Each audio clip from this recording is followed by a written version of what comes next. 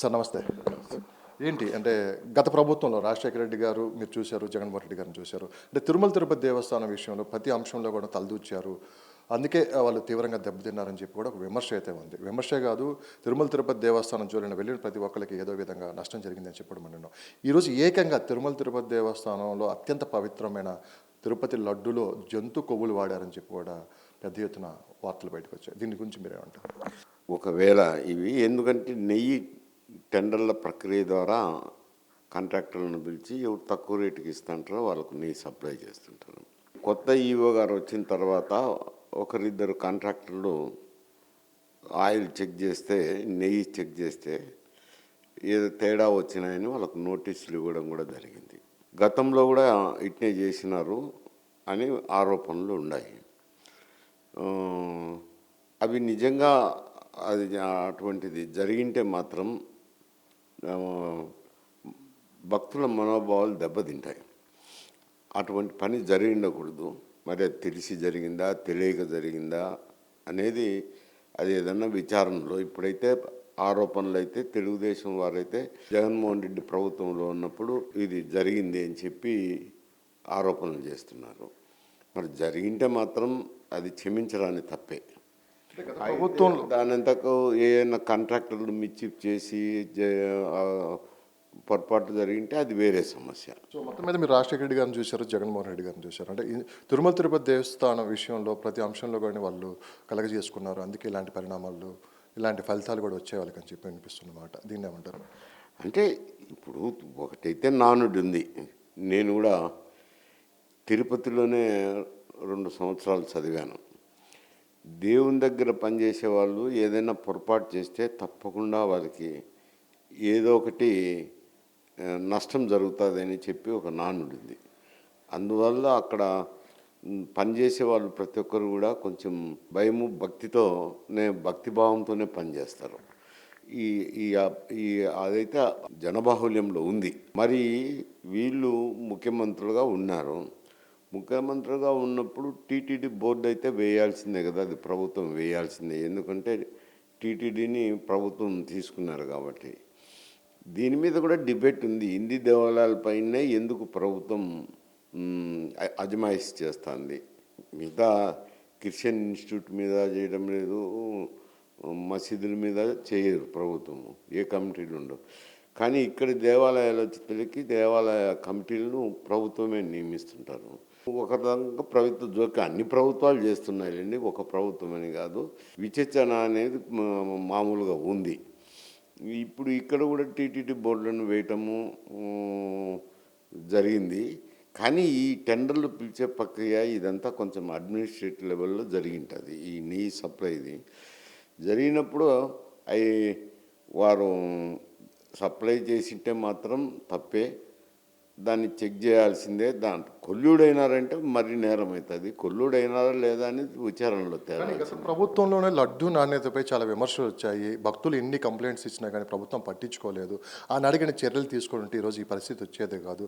ప్రపంచవ్యాప్తంగా ఉన్న శ్రీవారి భక్తులు ఇంత మనోవేదన గురయ్యేవారు కాదని చెప్పి కూడా ఇప్పుడు వినిపిస్తున్నమాట. అంటే ఈ నైవేద్యము యొక్క ప్రమాణం తగ్గింది అని అంటారు. అది చూడాల్సింది అక్కడున్న ఈఓ గారు, టీటీడీ బోర్డు చూడాలా. అది ప్రభుత్వంకి ఏం సంబంధం ఉంటుంది? బాధ్యత కూడా ఉంటుంది కదా ఇక్కడ. ప్రభుత్వ బాధ్యత, ప్రభుత్వానికి రిపోర్టింగ్ చేసినప్పుడు భక్తులు అది కూడా యాక్షన్ తీసుకుని ఉంటే ఈరోజు ఈ పరిస్థితి వచ్చేది కాదు కదని చెప్పి భక్తులు మాట్లాడచ్చు. ఎవరు రిపోర్ట్ చేసినారో ఏమో తెలియదు. ప్రభుత్వం ఒక బోర్డు నియమించినాక బోర్డు అయితేనేమి అక్కడ ఈఓను కూడా అపాయింట్ చేస్తారు. కాబట్టి మెయిన్గా ఈఓ రోజువారీ జరిగే కార్యక్రమాలన్నీ పర్యవేక్షిస్తారు. బోర్డు అంటే సమావేశమై విధానపరమైన నిర్ణయాలు తీసుకుంటుంటారు. ఇటువంటి కంప్లైంట్ వచ్చినప్పుడు ఈఓ గారు తప్పకుండా చర్యలు తీసుకోవాలా. ఈఓ తీసుకోకపోయినా ప్రభుత్వంకి అనేది వేరుకోస్ రెస్పాన్సిబిలిటీ. ప్రభుత్వం కంప్లైంట్ ఇచ్చినప్పుడు తప్పకుండా చర్యలు తీసుకోవాల్సిందే.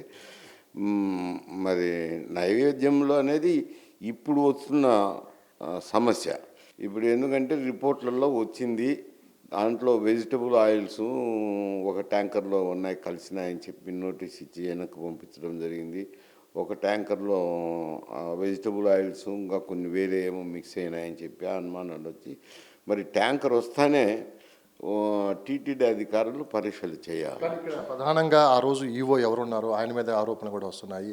గతంలో ఉన్న కాంట్రాక్టులను మార్చేసి తక్కువ ఎవరైతే కోట్ చేశారో వాళ్ళకి కమిషన్ల కోసం ఈ పని చేశారని చెప్పి ఈవో గారు స్వయాన పర్మిషన్ ఇచ్చారని చెప్పి కూడా వినిపిస్తున్నమాట. ఈవోనే పర్మిషన్స్ ఇచ్చేది. ఇచ్చింటే తప్పేనని చెప్తున్నాను కదా, నేనేం ఖండించడం లేదు. అది విచారణలో తేలాల్సిన విషయం. గత ఈవో టెండర్లు ఏ విధంగా పిలిచినారు, ఏ విధంగా ఫైనలైజ్ చేసినారు, టెండర్లలో ఏమైనా కుమ్మక్కైనారా అనేది విచారణ చేసి తేలవలసిన అంశము. తేలిన తర్వాత అయితే కామెంట్ చేయొచ్చు. ఇప్పుడు గతంలో జరిగిందని ఒక ఆరోపణ అయితే వచ్చింది. అది రిపోర్ట్ ఇచ్చారు, కానీ రిపోర్ట్ అనేది తేదీలు కూడా మీద కూడా కాంట్రవర్సీ నడుస్తుంది. అది ఈ ప్రభుత్వం వచ్చినాక చెక్ చేస్తే అందులో వచ్చినాయి రిపోర్ట్లు. కాబట్టి గతంలో జరిగిందనే ఆరోపణలు చేస్తున్నారు. మేము పట్టుకుంటున్నాము, మేము కల్తీ లేని నెయ్యి సప్లై చేసి దానికి చర్యలు తీసుకున్నాము అని చెప్తున్నారు. అది సార్, ఒక విషయం క్లారిటీగా చెప్పండి. గతంలో చాలామంది ముఖ్యమంత్రులు ఉన్నారు. తిరుమల తిరుపతి దేవస్థానం విషయంలో ఏ ముఖ్యమంత్రిపై రాని ఆరోపణలు, విమర్శలు రాజశేఖర రెడ్డి గారి గవర్నమెంట్లో కావచ్చు, జగన్మోహన్ రెడ్డి గారి గవర్నమెంట్లో విమర్శలు ఎదుర్కొన్నారు. ఎందుకు ఇంత విమర్శలకి కారణమయ్యారంటే మీరు? అంటే గతంలో ఉన్న ముఖ్యమంత్రులంతా వాళ్ళను ఏమీ ఆపాదించేదానికి అవకాశం లేదు. వీళ్ళు ఎందుకంటే కొంచెం క్రిస్టియన్ మతం పుచ్చుకున్నవారు కాబట్టి ఇటువంటి అపవాదులు వచ్చినాయి. అందులో ఏం నిజం ఉందో ఏం నిజం లేదో నాకైతే తెలియదు. అది తిరుమల తిరుపతి దేవస్థానం విషయంలో పవిత్రమైన, అంటే ప్రపంచం మొత్తం భక్తులు కొలిచే దేవస్థానం విషయంలో ఇలాంటి చర్యలు, ఇలాంటి నిర్ణయాలు తీసుకున్న పట్ల మీరేమంటారు? అంటే గత ప్రభుత్వం చేసిన తప్పుల్ని మీరు ఎలా చూస్తారు? అంటే ఏం తప్పులు అనేది తెలియాలి కదా. తిరుమల తిరుపతి దేవస్థానం లడ్డు సంబంధించి ఈరోజు అంటే ముఖ్యమంత్రి గారు చూడటం జరిగింది. అదేవిధంగా ల్యాబ్ రిపోర్ట్లు కూడా బయటికి రావడం జరిగింది. ల్యాబ్ రిపోర్ట్లు వచ్చినాయి కాబట్టి చెప్తున్నారు. అంటే దాని మీద చర్యలు తీసుకోవాలా? గతంలో వాళ్ళు గుర్తించినారో గుర్తించలేదో తెలియదు కదా. ఆరోపణలు అనేది నిజం బయటికి రావాలి కదా, అంటే వెలిక్కి రావాలి కదా. నాలాంటి వాళ్ళు కామెంట్ చేయాలంటే రాజకీయంగా మాట్లాడేది తెలుగుదేశం పార్టీ మాట్లాడే విషయం వేరు, వైఎస్ఆర్సీపీ మాట్లాడే విషయాలు వేరు. మేము కామెంట్ చేయాలంటే అవి ఖచ్చితంగా రిపోర్ట్లు వచ్చినప్పుడు అయితే చేయగలము అంట. చేసింటే జరిగింటే మాత్రం తప్పే అంటున్నాం. సో రాజశేఖర రెడ్డి గారిని, జగన్మోహన్ రెడ్డి గారు చాలా దగ్గర నుంచి చూశారు మీరు. వాళ్ళ ఆలోచన ధోరణి ఏ విధంగా ఉంటుందంటే మీరు ఏం చెప్తారు? దానికి ఏం చెప్తానులేండి, అది ఏది టెంపుల్ వ్యవహారము.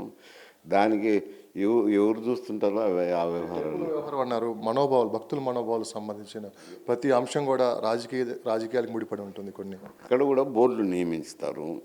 ఈవోని నియమించేది మాత్రం ప్రభుత్వం చేతిలోనే ఉంది, ప్రభుత్వం నియమిస్తుంది.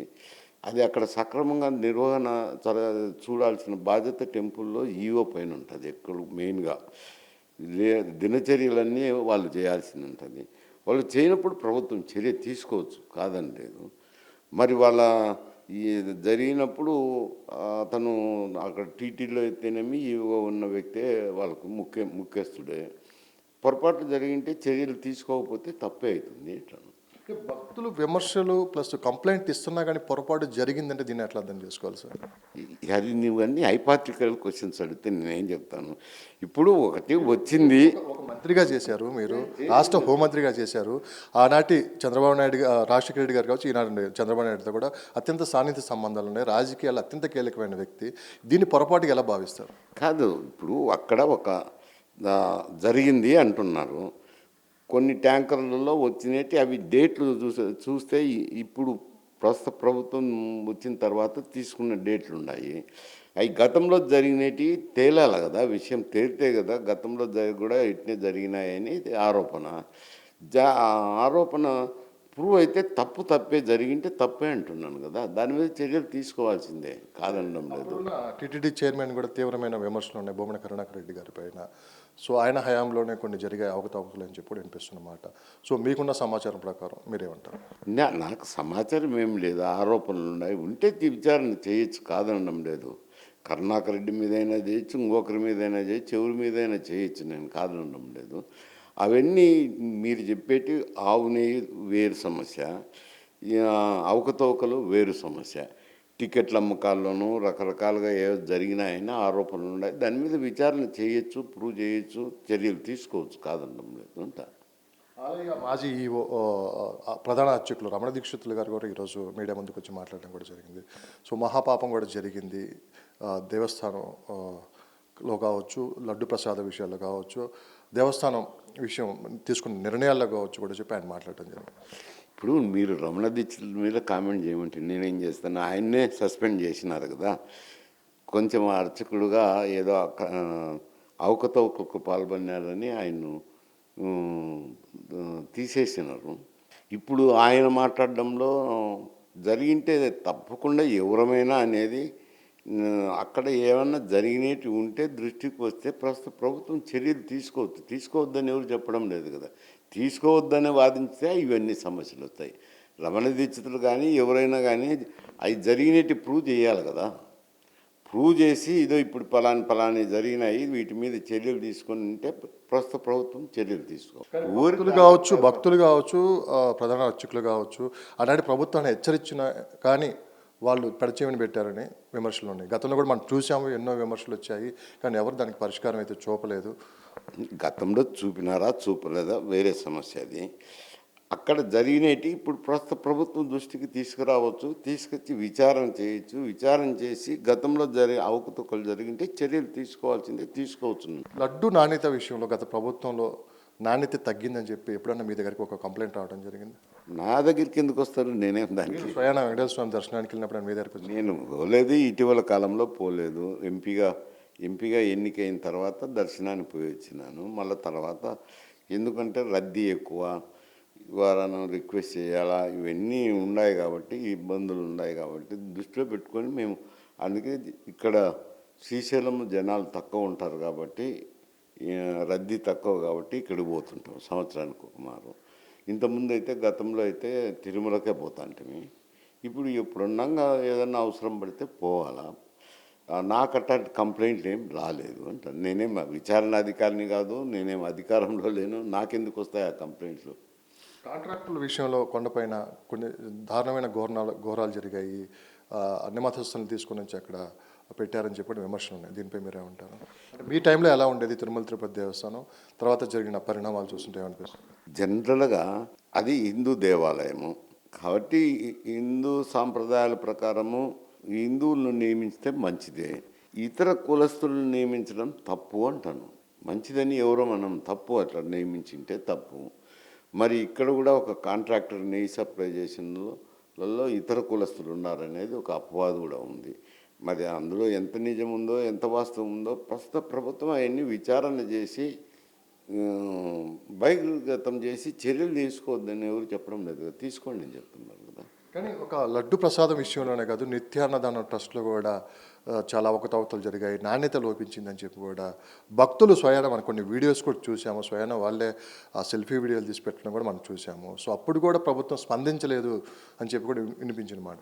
ఏదన్నా జరిగింది, ఇప్పుడు ప్రస్తుతం ప్రభుత్వం మారిన తర్వాత వాళ్ళ దృష్టికి వస్తే విచారణ చేసి చర్యలు తీసుకోవచ్చు కదా. అంటే తీసుకోవద్దని ఎవరు చెప్పడం లేదు కదా. విచారణ చేసి చర్యలు తీసుకోమనేది కదా చెప్తుండేది. అవి ఏ అక్రమాలు జరిగినాయి, ఏం జరిగినాయి నేనెవరు కామెంట్ చేసేదానికి?